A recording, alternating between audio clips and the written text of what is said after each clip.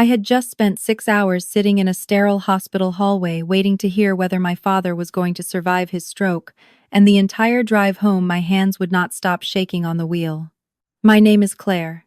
I am 31 years old, and at the exact moment I pushed open the front door of the house I had lived in for 4 years, I heard laughter coming from my own home office down the hall. Not the quiet, relieved kind. The kind that happens when people believe they have already won something. I set my keys down on the entry table without making a sound. The house was supposed to be empty. My husband Marcus had told me he was going to his mother's place for dinner. His older brother Derek was supposedly in Phoenix on a work trip. But there they were, the three of them, talking in voices loud enough that they had clearly stopped worrying about being overheard. I pressed myself against the hallway wall, my coat still on, my heart rate climbing by the second. It was Diane, my mother-in-law, who spoke first. I recognized her voice immediately. The same clipped, impatient tone she had used on me at every family dinner for 4 years, always finding some gentle way to remind me that I was not quite good enough for her son. Tonight there was nothing gentle about it.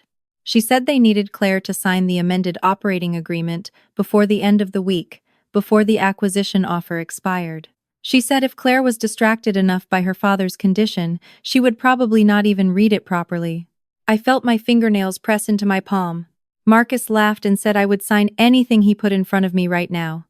He said I was emotional, I was exhausted, and that I always trusted him with the business paperwork anyway. Derek's voice came next, lower and more calculating than the other two. He told Marcus to stop celebrating early and focus. He said the amended agreement transferred full managerial authority to Marcus and dissolved my co-founder equity stake entirely.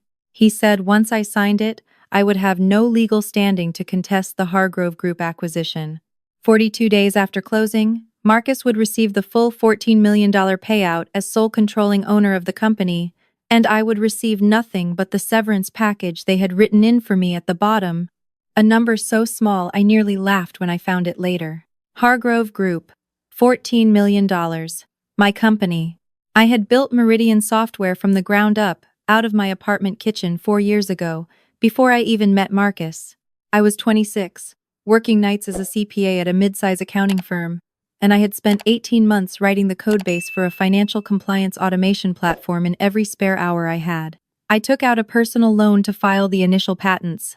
I cold emailed 114 potential clients before I landed the first contract. Marcus came into the picture a year later, charming and well-connected, and when he proposed both a marriage and a business partnership, I thought I had found something rare. I brought him in as co-founder. I gave him 30% equity because he had a network I did not have yet. I thought we were building something together. What I did not know until I was standing in that hallway was that Marcus had been quietly rerouting company contracts through a shell LLC his brother Derek had registered in Nevada, slowly draining the retained earnings that were supposed to fund our next development phase. I did not know Derek had been coaching him for months on how to structure a hostile internal transfer. And I did not know that Diane, the woman who used to smile at me across holiday dinner tables, had been in the room for every single one of those conversations. I stayed in that hallway for 11 minutes. I did not scream, I did not burst through the door. Every instinct I had as a forensic auditor was telling me to stay quiet, to let them keep talking, and to listen for every detail I could use. Here is something they did not know about me. Before I ever filed a patent or signed a client contract, I had spent 3 years doing corporate fraud audits for a national accounting firm. My entire career before Meridian was built around one principle. Paper trails do not lie, but people who create fraudulent paper trails always leave fingerprints. Every document I had ever produced for Meridian, every operating agreement amendment, every financial statement, every pitch deck, had an invisible metadata signature embedded at the file creation level. I had done it automatically, the way some people set passwords. It was something I built into my workflow years ago after watching a client lose everything to a forged contract dispute. Every version of every document I had ever generated had my digital fingerprint baked into the file structure. Any document they had forged would not have it. I walked quietly to the kitchen, poured myself a glass of water, and waited for them to leave. When the home office door finally opened 40 minutes later, and the three of them filed out into the living room, I was sitting calmly at the kitchen island with my coat still on, my hands wrapped around my glass. Marcus startled visibly when he saw me. He told me he had not heard me come in. His mother smoothed her expression so quickly it would have looked natural to anyone who was not watching for it. I told him my father was stable. I thanked Diane for being there. I said I was exhausted and was going to bed early. I watched all three of them relax by about 10 degrees each, and I smiled at the right moments. And when Diane hugged me on her way out and said she hoped my father recovered quickly, I hugged her back. I did not sleep that night. I sat in the spare bedroom with my laptop and pulled every document Marcus had accessed from our shared company drive in the past 90 days. The audit trail was all there. He had downloaded 12 files he had no operational reason to touch. The operating agreement, the patent assignment records, the client master list, the acquisition term sheet I had received directly from Hargrove Group's attorney 3 weeks ago, which I had not yet shared with Marcus because I wanted to review it with our corporate counsel first. He had been watching my email through a forwarding rule he set up on our shared household account, which I had carelessly allowed him to have admin access to 2 years ago. He had known about the Hargrove offer for 3 weeks. He had been planning this the entire time. I called my attorney at 7 the next morning. I did not file anything immediately. My attorney, a sharp woman named Patricia who had handled my original patent filings, told me the most powerful move was to let them present me with the amended operating agreement on their timeline while I quietly finished building the legal architecture to dismantle it. She told me to act completely normal. She told me to be the exhausted, grieving wife they expected to find. I was very good at that. Marcus came to me 2 days later at the kitchen table with a stack of documents and a pen he set down next to my coffee mug. He sat across from me and held my hand and told me he knew the timing was terrible with my father still in the hospital, but that the Hargrove Group had put a deadline on the acquisition offer and that he needed me to sign the updated operating agreement to formalize the deal structure. He used a voice I recognized, the soft, careful one he used when he wanted something and had already decided he was going to get it. I asked him what was different in the updated version. He told me it was mostly administrative. He said it clarified the decision-making authority so the acquisition process would go smoothly. He said Patricia had already reviewed it, which was a lie so clean and confident that I actually felt a strange chill of admiration for how effortlessly he said it. I picked up the pen. I turned to the signature pages, and I signed every single one of them. What I did not tell Marcus was that I had spent the previous evening with Patricia preparing an alternate version of my own signature, a deliberate variation with a specific loop alteration in the second letter of my first name that we had photographed, notarized, and registered with the county clerk as a distress indicator. Any document bearing that specific variation was legally documented as having been signed under duress and was flagged for automatic review by my corporate counsel. It was something Patricia had told me about years ago after representing a client in a business fraud case. I had filed the registration 3 days before Marcus came to me with those papers. I handed the documents back to him with a tired smile, told him I trusted him completely, and asked him to let me know how the acquisition timeline was progressing. He kissed my forehead and told me not to worry about any of it. The following week, he changed the administrative login password to our primary business banking account. I noticed it the same morning when I tried to pull the monthly reconciliation report. I called the bank's commercial fraud line immediately and reported unauthorized account access by a joint account holder. The fraud team opened an internal investigation and quietly flagged the account for monitoring. They did not notify Marcus. They were not supposed to. That same afternoon, I called Hargrove Group. I had the direct number for their head of corporate acquisitions, a man named Robert Finch, from the original term sheet.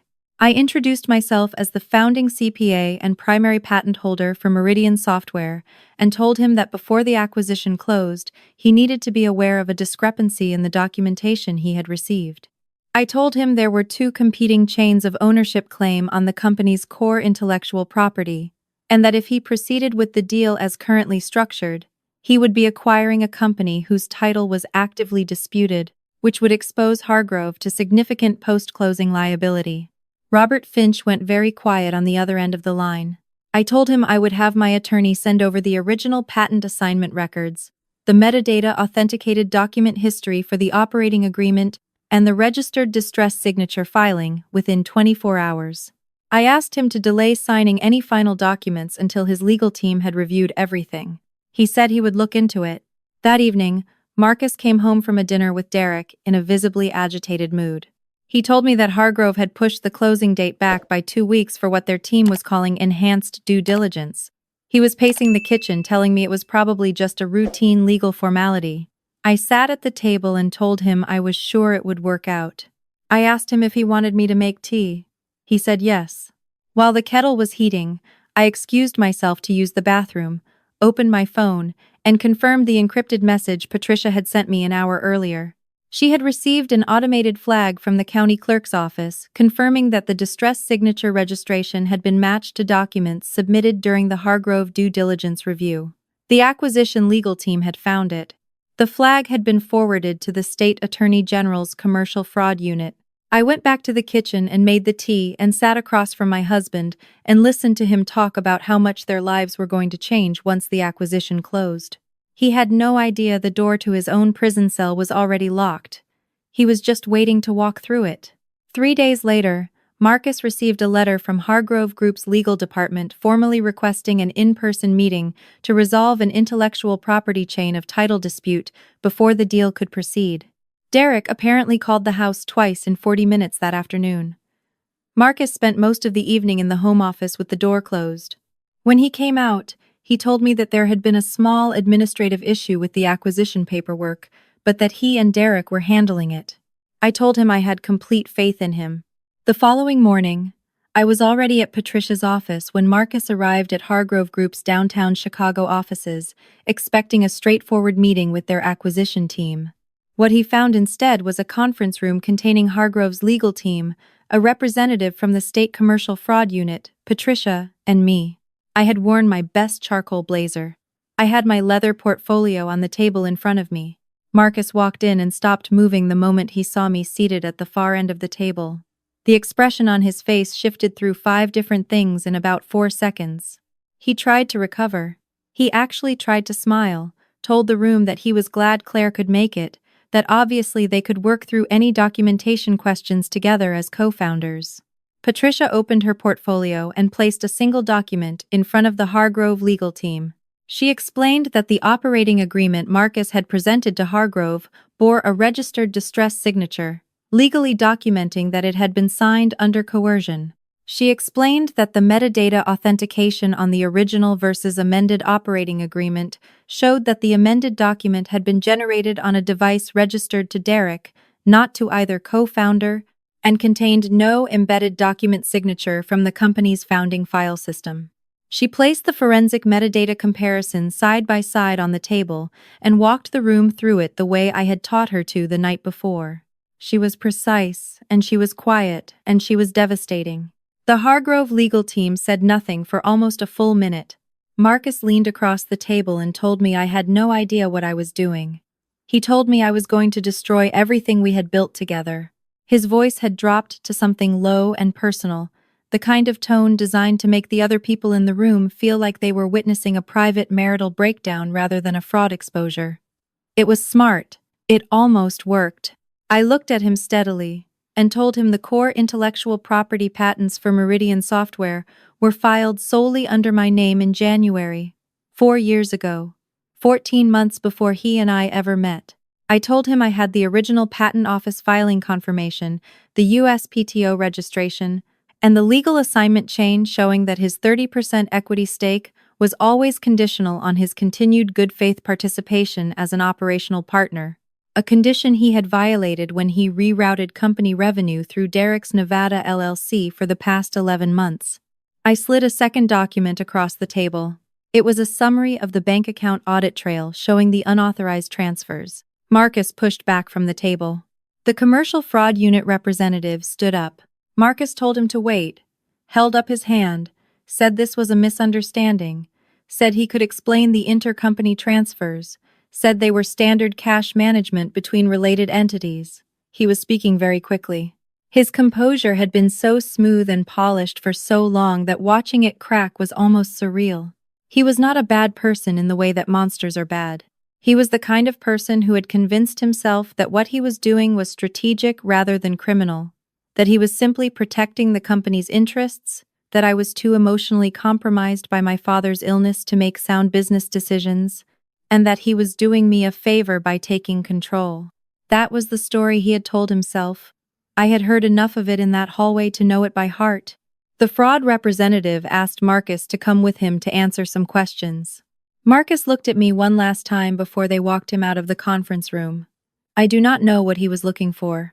I kept my face very still. Derek was arrested at O'Hare Airport 4 hours later attempting to board a flight to Cancun. His phone contained 11 months of text message history, with Marcus detailing the transfer scheme, the Nevada LLC structure, and 3 separate conversations in which they explicitly discussed my father's stroke as a window of opportunity. His own words, in his own messages, delivered to investigators on a silver platter by a man who had apparently never considered the possibility that his wife might know how to pull a corporate document audit trail. Diane called me from a payphone the next morning. I did not know people still used payphones. She told me I had destroyed her family. She told me I was a cold, calculating woman who had entrapped her sons. She said she hoped I was proud of myself. I waited until she finished.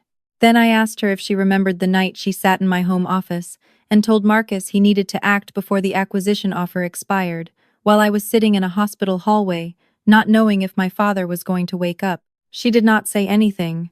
I told her I remembered it very clearly. Then I hung up.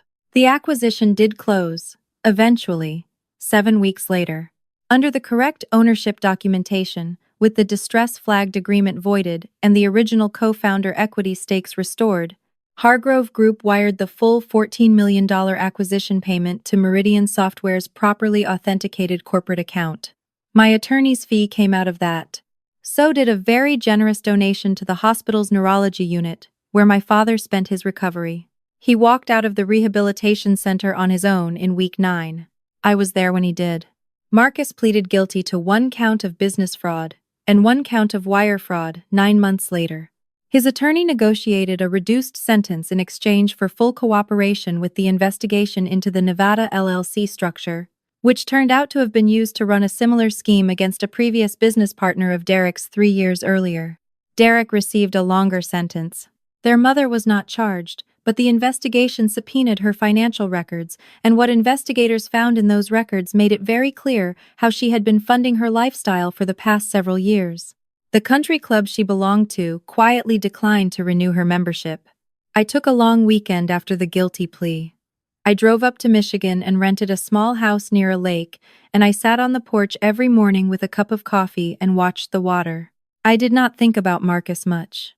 I thought about my father, and about the 18 months I had spent in my apartment kitchen writing code, and about the day I had cold called my 114th potential client and finally heard yes on the other end.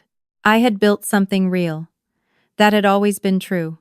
No amended operating agreement, no forged signature, no midnight scheme in my own home office was ever going to change that. The one thing I have carried with me from all of it is not anger. Anger would have made me walk through that office door the moment I heard them laughing. Anger would have made me sign nothing, confront everyone, and given them exactly the emotional breakdown they were counting on. What saved me was the same skill I had developed over years of staring at spreadsheets and finding the one number that did not belong. The ability to look at something that wanted to unravel me and treat it, instead, like data. Every fraudulent scheme has a fingerprint. Every person who underestimates you leaves a trail. And the most powerful thing you can do when someone is counting on your grief to make you careless is to take a breath, stay very quiet, and let them finish digging. I moved into a new apartment on the north side of the city that fall.